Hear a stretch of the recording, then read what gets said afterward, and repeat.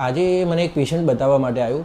તેમને ઘૂંટણનો દુખાવો હતો ને એમને કીધું કે સાહેબ અમે તો ઘૂંટણના દુખાવાથી કમરના દુખાવાથી અમે એવા કંટાળી ગયા છીએ ને હવે તો કે મોત આવી જાય તો સારું, પણ કે હવે દુખાવો મળતો નથી.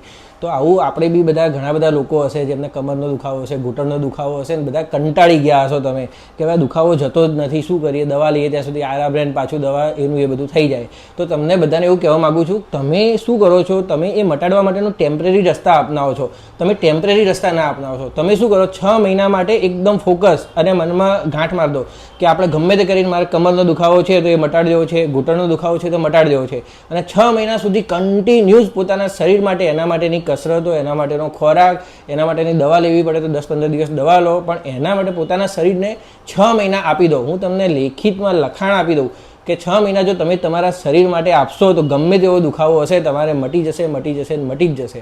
અને આવા બધા દુખાવાથી આપણે હતાશ થવાની નથી, જરાય હતાશ થવાની જરૂર નથી. એના ઉપર લડવાનું છે, દુખાવા સાથે લડી અને એને મટાડવાનું છે, બરાબર. તો તમે જે લોકો હતાશ થઈ ગયા છો એ આજથી ચાલુ કરીને 1લી તારીખ છે, 1લી તારીખથી ચાલુ કરીને 6 મહિના સુધી પોતાના શરીર પાછળ આપી દો.